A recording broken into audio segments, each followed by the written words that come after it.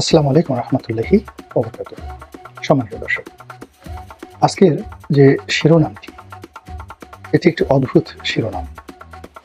আপনারা হয়তো অনেকেই অবাক হয়ে যাবেন বা অনেকে চিন্তা করবেন যে এই শিরোনামের দ্বারা আমি আসলে কি আলোচনা করতে চাচ্ছি। এখানে একটা কথা বলে নেওয়া স্পষ্ট যে আমাদের দেশে যে ইসলামী ভাবধারার রাজনৈতিক দলগুলো, জামাত তো বটেই, তার সঙ্গে সঙ্গে অন্যান্য যে সকল রাজনৈতিক দল রয়েছে, তারা একটু সুযোগ পেলেই বাংলা ভাষা, সাহিত্য, সংস্কৃতি এগুলোর পরিবর্তে তারা আরবি, উর্দু, এমনকি হিন্দি শব্দ, তার সঙ্গে সঙ্গে ফার্সি শব্দকে তারা ব্যবহার করাটাকে অনেকটা আভিজাত্যের লক্ষণ হিসেবে মনে করেন। যেমন ধরুন, কারো নামের আগে আমরা সাধারণত ব্যবহার করি জনাব।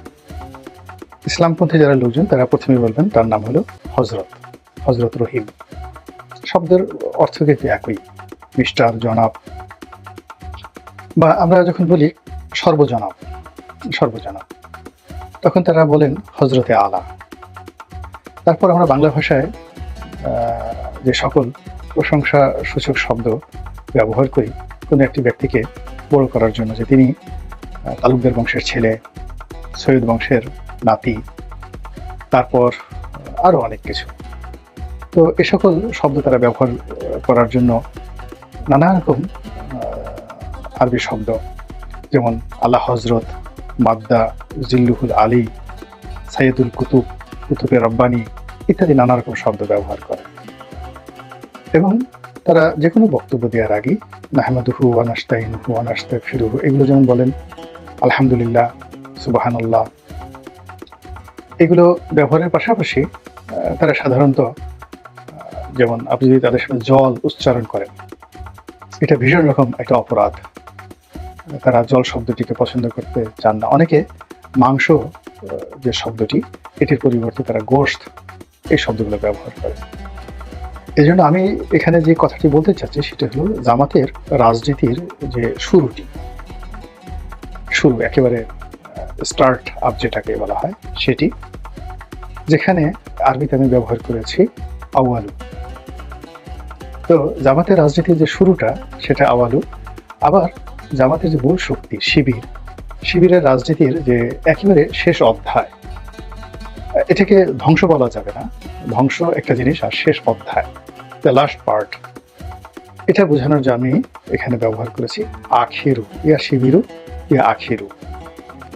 এরপর জামাতকে নিয়ে সাধারণ মানুষের যে একটা আকুতি, তাদের যে এই মুহূর্তে জামাতকে নিয়ে মানুষের যে আতঙ্ক, প্রেম, ভালোবাসা সব মিলিয়ে এই শব্দটিকে একত্রে বোঝানোর জন্য আমি এখানে মামাতি শব্দটি ব্যবহার করেছি।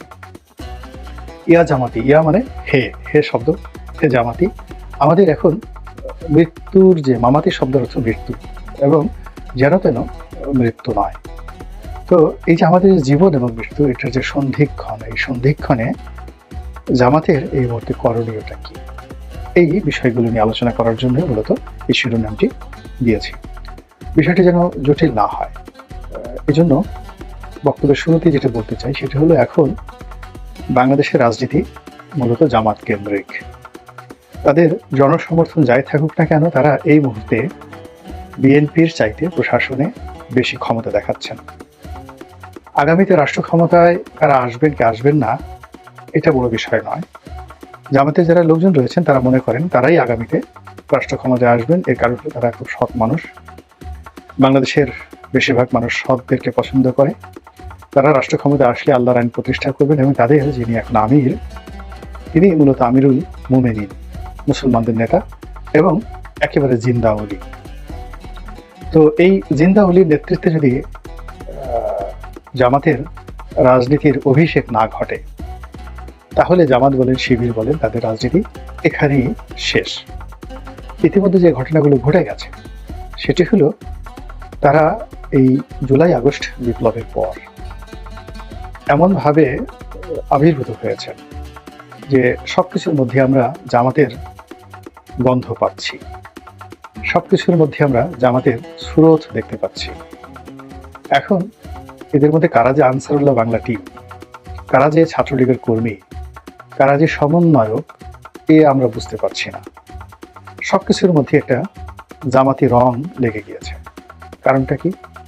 আমরা জামাতে তাহজিব এবং তমদ্দুন, অর্থাৎ জামাতের যে সংস্কৃতি, এই সংস্কৃতির যে ধারাবাহিকতা আমরা দেখে এসেছি, সেটি হলো জামাত মুখে ছোট ছোট করে দাড়ি রাখে, কথা বলে কম, কাজ করে বেশি, কারোর সঙ্গে সাক্ষাৎ হলেই প্রথমে হ্যান্ডশেক করবে, তারপরে কোলাকুলি করবে এবং নরম ভাষায় তারা সবকিছু সহ্য করবে, কোনো কিছুতেই তারা প্রতিবাদ করবে না, কিন্তু তলে তলে যা করার সঠিক কাজটি তারা সময় মতো করে ফেলবে। এখন এই সময়টিতে এসে আমরা যা দেখলাম সেটা হলো আওয়ামী লীগ প্রথমত পালিয়েছে। যে অংশগুলো বাংলাদেশে আছে তারা কোনো মতে ভুল পাল্টে, কেউ জামাতের সঙ্গে, কেউ বিএনপির সঙ্গে একটা সমঝোতা করে টিকতে যাচ্ছে। আর আরেকটা অংশ যাদের মধ্যে হ্যালোসিনেশন, এই রোগটি দেখা দিয়েছে। হ্যালোসিনেশন রোগটা হলো শত্রুকে আপন ভাবা এবং আপনকে শত্রু ভাবা, এই রোগটি তাদের দেখা দিয়েছে। আরেকটি গ্রুপের মধ্যে দেখা দিয়েছে ইলিউশন, কল্পনা বিলাসিতা, মানে যেন তেন কল্পনা না, এমন কল্পনা যে কল্পনা তার জন্য বিলাসময়, অর্থাৎ সাধারণ তার সাধ্যের মধ্যে এগুলো নেই। যেমন নরেন্দ্র মোদী ক্ষমতায় বসিয়ে দেবেন শেখ হাসিনাকে, বাংলাদেশে তিনি তাকে নিয়ে আসবেন, অভিষেক করে আবার সেই গণভবনে প্রতিষ্ঠিত করবেন ইত্যাদি। আবার 20 তারিখের পরে আমেরিকাতে মিস্টার ডোনাল্ড ট্রাম্প ক্ষমতায় বসার পরেই শেখ হাসিনা গা ঝাড়া দিয়ে উঠবেন, এই কথাটি বিশ্বাস করেন আওয়ামী লীগের একটা বিরাট অংশ, বিশ্বাস করেন এবং তারা আবার ক্ষমতায় এসে তাকে কিভাবে ডলা দিবেন, তাকে কিভাবে আবার সেই উচিত জবাব দিবেন, এই বিষয়গুলো নিয়ে তারা রীতিমতো ডায়েরি লেখা শুরু করে দিয়েছেন। এই যে তাদের যে চিন্তা, এই চিন্তাকে আমি বলছি ইলিউশন, অর্থাৎ স্বপ্ন বিলাসী বা কল্পনা বিলাসী। জামাতের এই যে বর্তমান অবস্থান, সেই অবস্থানের বিপরীতে আওয়ামী লীগের এই দুটো অংশ, একটা হ্যালোসিনেশন আর একটা হলো ইলিউশন। অন্যদিকে বিএনপির যারা নেতাকর্মী রয়েছেন, টপ টু লো, একেবারে তারেক রহমান সাহেব থেকে শুরু করে তৃণমূলের প্রত্যেকটা লোক, মনে হচ্ছে এটা রাজনীতির গর্তের মধ্যে তারা পড়ে গিয়েছেন। এমন একটি গর্ত যেটি তাদের জন্য অনিবার্য ছিল। এটি কেন হলো, কিভাবে হলো, এটি নিয়ে ইন ডিটেলস আরেকটা ভিডিও আমাকে করতে হবে, কিন্তু বাস্তবতা হলো যে এই মুহূর্তে বিএনপির টপ টু লো তারা গর্তের মধ্যে পড়ে গিয়েছে। এবং আরো অবাক করার বিষয় হলো যে বিএনপির মধ্যে ইতিমধ্যেই 4 থেকে 5টি গ্রুপ তৈরি হয়ে গেছেন। একটি গ্রুপ গর্তের মধ্যে পড়ে গেছেন, আর একটা গ্রুপ গর্তের চারিদিকে ঘোরাফেরা করছেন যে তারা গর্তের মধ্যে কখন পড়বেন, এই তাদের আশঙ্কা নেই, তারা গর্তের মধ্যে পড়ার জন্য উদ্গ্রীব হয়ে গর্তের চারিদিকে ঘোরাফেরা করছেন। তৃতীয় যে গ্রুপটি, সেটা দূর থেকে দেখছেন যে সামনে কিছু লোক ভিড় করে আছে একটা গর্তের দিকে, গর্তকে কেন্দ্র করে ভিড় করে আছে, কাজে ওই ভিড়ের দিকে তারা দুরন্ত পানে ছুটে আসছে। এই 3টি গ্রুপ মূলত বিএনপির মধ্যে তৈরি হয়ে গেছে। কিন্তু বিএনপির যে বিপুল সম্ভাবনা, এবং গত আওয়ামী লীগ জমানার 15টি বছর এবং তার আগে 1/11-এর সময় 3টি বছর, এই 3টি বছরে তাদের যে ত্যাগ, তাদের যে তিতিক্ষা, তাদের যে যাকে বলা হয় টিকে থাকার লড়াই এবং সংগ্রাম, গত 4 মাসে বলতে গেলে ধূলিসাৎ হয়ে গেছে। এবং বিএনপির অনেকের সঙ্গে আমার কথাবার্তা হয়েছে, কারোর মধ্যেই এই যে তাদের যে বর্তমান বিপদ এবং বিপত্তি, এটি নিয়ে খুব বেশি মাথা ব্যথা আছে আমার কাছে মনে হচ্ছে না, বরং তারা প্রতিদিন ডে টু ডে এনজয় করছে। বিএনপির অনেক নেতাকর্মী যাদের সঙ্গে সুসম্পর্ক ছিল, এখনো হয়তো আছে, এবং গত সেই 2014 থেকে আজ অবধি, এমনকি আমি যখন এমপি ছিলাম তখন থেকেও বিএনপির বিশাল শ্রেণীর নেতাকর্মী নিয়মিত যোগাযোগ রক্ষা করতেন, তারা আসতেন, সুখ দুঃখের কথা বলতেন, এবং কখনো কখনো তারা এত বেশি আসতেন, তারা নিজেরাই বলতেন যে আমরা বোধহয় আপনাকে বেশি বিরক্ত করছি। গত 4 মাসে তারা এতটা ব্যস্ত হয়ে পড়েছেন নিজেদের কাজ কর্ম, ব্যবসা বাণিজ্য, এবং হঠাৎ করে পরিবেশ পরিস্থিতির কারণে তারা এতটা ব্যস্ত হয়েছেন যে সময় যে কোন দিকে যাচ্ছে, পরিবেশ এবং পরিস্থিতি যে কোথায় তাদেরকে নিয়ে যাচ্ছে, এই চিন্তা না করে যেভাবে বাতাস বইছে সেই বাতাসের সঙ্গে পাল তুলে তারা এগিয়ে যাচ্ছে সেই গর্তের দিকে।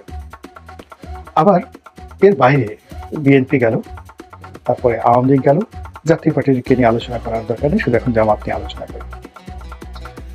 জামাতের যে সম্ভাবনা এই মুহূর্তে 50-50 এই কারণে যারা ক্ষমতায় আছেন এবং আগামীতে যারা ক্ষমতায় আসবেন তাদের জন্য সবচেয়ে নিরাপদ সঙ্গী সাথী হলো 1 নম্বরে জামাত, 2 নম্বরে জাতীয় পার্টি এবং 3 নম্বরে হলো আওয়ামী লীগ। আওয়ামী লীগ কেন?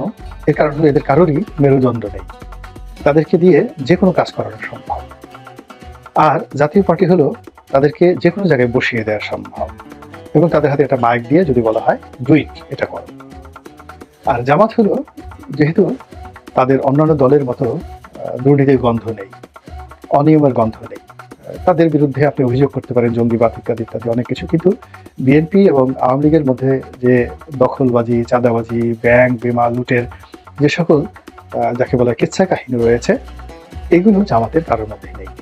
ফলে যারা ক্ষমতায় আসেন এবং আসবেন বা আছেন, মানে অতীত থেকে শুরু করলাম, তারা ক্ষমতা এসে প্রথমেই যে কিছু সৎ লোককে খোঁজ করে, ভালো মানুষকে খোঁজ করে, তারা সঙ্গত কারণে জামাতকে বেছে নেয়।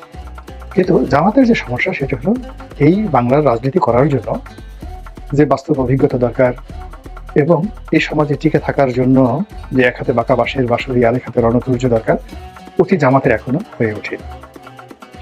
ফলে জামাত সব সময় সুযোগ পেয়েছে আর অতীতে সব সময় তারা সেই সুযোগকে কাজে না লাগিয়ে নিজেরা বিপদের মধ্যে পড়েছে এবং এবারও ঠিক একই অবস্থা তাদের জন্য সৃষ্টি হয়েছে।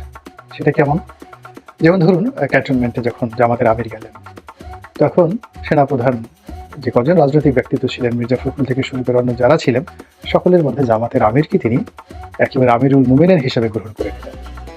ডক্টর ইউনূস থেকে শুরু করে সরকারি যারা কর্তা ব্যক্তি তারাও জামাতকে প্রিভিলেজ দিলেন এবং এখন যারা উপদেষ্টা মণ্ডলীতে রয়েছেন তাদের বেশিরভাগই প্রো জামাত লোক হিসেবেই অনেকের কাছে পরিচিত। এরপর প্রথম 15 দিন অর্থাৎ আগস্ট মাসের পুরো সময়টি জামাতকে একটা ব্ল্যাঙ্ক চেক দিয়ে দেওয়া হয়েছিল বা তারা নিয়ে নিয়েছিল বা তারা পেয়ে গিয়েছিল প্রশাসনের সকল গুরুত্বপূর্ণ পদ পদবিতে তাদের মনের মতো লোক বসিয়ে দেওয়ার জন্য এবং তারা সেই কাজটি চমৎকারভাবে করে ফেলেছেন। এরপর রাজনীতিটিকে গুছিয়ে নেওয়ার জন্য তারা সমন্বয়ক এবং শিবির এই দুটো শক্তিকে একত্র করে বিভিন্ন বিশ্ববিদ্যালয়, বিভিন্ন কলেজে তাদের যে আধিপত্য, সেই আধিপত্য তারা বেশ বজায় রেখেছিল আগস্ট, সেপ্টেম্বর, অক্টোবর পর্যন্ত। নভেম্বরে এসে কিছু কিছু জায়গাতে এটি ক্ল্যাশে পরিণত হয় এবং সেখানে এই যে সমন্বয়কের নাম বা সাধারণ ছাত্রদের নাম নেপথ্যে শিবিরের কর্তৃত্ব, এটিকে চ্যালেঞ্জ করে ছাত্রদল এবং ছাত্রদলের সঙ্গে সঙ্গতির কারণেই লুকিয়ে থাকা যে ছাত্রলীগ তাদের একটা বিরাট অংশ আন্ডারগ্রাউন্ড থেকে হোক অপ্রকাশ্য থেকে হোক সাপোর্ট দেয়। ফলে শিবিরের যে শুরুটা হয়েছিল, শুরুটা হয়েছিল সেটা এখন এই ডিসেম্বর মাসে এসে অনেকটা আখের পর্যায়ে চলে গেছে। অর্থাৎ শিবিরের সেই রমরমা অবস্থা এখন আর নেই। এখন তাকে টিকতে হলে ছাত্রদলের সঙ্গে কন্ট্রাডিক্ট করে, কনফ্লিক্ট করে, মারামারি করে, লড়াই করে, সংগ্রাম করে টিকতে হবে। সেটা ঢাকা কলেজ হোক, ঢাকা বিশ্ববিদ্যালয় হোক, কিংবা সিটি কলেজ হোক, কিংবা চট্টগ্রামের যে কোনো এলাকাতে হোক। তারা সেই আগস্ট এবং সেপ্টেম্বর, অক্টোবর মাসে যেভাবে সুযোগ পেয়েছিল ওই সুযোগটা এখন তাদের নেই। কাজেই জামাতের যে শুরুটা এবং তাদের যে দক্ষিণ হস্ত শিবির, এই শিবিরের এখন রাজনীতির যে ক্রান্তিকাল, সেই ক্রান্তিকালটা এখন এই অবস্থাতে এসে পৌঁছে গেছে। এই অবস্থায় যখন পৌঁছে গেছে তখন সঙ্গত কারণে জামাতের যারা লোকজন যাদের প্রতি জামাত নির্ভর করেছিল, আবার জামাতের প্রতি যারা নির্ভর করেছিল এই যে সাধারণ আম জনতা, এবং তারা অনেকটা মেনে নিয়েছিল যে ঠিক আছে চলুক না এইভাবে। তো সেই আম জনতা তাদের জীবনের একটা ত্রাহি ত্রাহি ভাব চলে এসেছে, যেটাকে আমি মামাতি হিসেবে বর্ণনা করার চেষ্টা করেছি। কোরআনে একটা নিদারুণ একটা আয়াত রয়েছে, ভীষণ রকম জনপ্রিয় আয়াত, কুল ইন্না সলাতি ওয়া নুসুকি। তো এই যে আয়াতটি, সেই আয়াতের একটা জায়গাতে আছে ইয়া মামাতি, অর্থাৎ এই যে আমাদের যে মৃত্যু, জীবন এবং মৃত্যু। তো এখানে মৃত্যুর ব্যাপারে মানুষ বলতেছে, আল্লাহ তোমার সাহায্য চাই, সমস্ত ব্যাপারে তোমার সাহায্য চাই। এখন আমাদের এই যে জীবন এবং মৃত্যুর সন্ধিক্ষণ নয়, এই মুহূর্তে যেটা আছে বেঁচে থাকার যে সংকট, মামাতি শব্দটা কেবলমাত্র মৃত্যু নয় বা জীবন মৃত্যুর সন্ধিক্ষণ নয়, এটার আরো অনেক বড় ব্যাখ্যা আছে। এখানে আমরা রাজনৈতিক অর্থে যেটা বলতে চাই সেটা হলো আমাদের কর্মসংস্থান, আমাদের দ্রব্যমূল্য, আমাদের চাকরি, আমাদের বেকারত্ব, অর্থাৎ আমরা যে বেঁচে আছি, বেঁচে থাকার পরেও প্রতি মুহূর্তে, এভরি মোমেন্ট আমাদের মধ্যে যে মৃত্যুর কথা, মরণের কথা আমাদের যে স্মরণ হচ্ছে, এটা মূলত সার্বিক রাজনীতির অবনতির কারণে। এটাকে আমি আসলে এখানে মামাতি বলতে চাচ্ছি। যেহেতু সরকার চালাচ্ছে ডক্টর মোহাম্মদ ইউনূস এবং তার দক্ষিণ হস্ত হিসেবে জামাত কাজ করছে, কাজেই জনগণের এই যে হাজারি, দ্রব্যমূল্য বৃদ্ধি, বেকার সমস্যা, আজ এখানে ছিনতাই হচ্ছে, কাল ওখানে খুনাখুনি হচ্ছে, পরশু দিন ওখানে আগুন লাগছে, তারপরের দিন ওখানে থানা পুলিশ কাজ করছে না, এই সব কিছু মানুষের জীবনকে দুর্বিষহ করে তুলছে। তো এই দুর্বিষহ জীবনের এই মামাতির যে ভয়, আতঙ্ক, এর থেকে রক্ষা করার জন্য এই দলটি, জামাত এবং শিবির, তারা কি কি কর্মপরিকল্পনা গ্রহণ করেছে আজ পর্যন্ত আমি তার কোনো নজির দেখছি না। তারা কর্মী সম্মেলন, ওয়াজ মাহফিল, তসবিহ তাহলিল এবং অন্য যে সকল কর্মকাণ্ড করে যাচ্ছেন, সেটি তাদের সংগঠন হিসেবে কতটুকু তাদেরকে গুরুত্ব দেবে আমি বলতে পারবো না, কিন্তু দেশ এবং জাতির গঠনে মানুষের মনে আস্থা ফিরিয়ে আনার ক্ষেত্রে এবং দল হিসেবে জামায়াত ইসলামী যেটা রাজনৈতিক দল, সার্বজনীন রাজনৈতিক দল, এমন কোনো নজির আমি দেখছি না তাদের কর্মের মাধ্যমে ফুটে উঠেছে। মহান আল্লাহ আমাদের সবাইকে হেদায়েত দান করুন এবং হেফাজত করুন। আসসালামু আলাইকুম ওয়া রাহমাতুল্লাহি ওয়া বারাকাতুহু।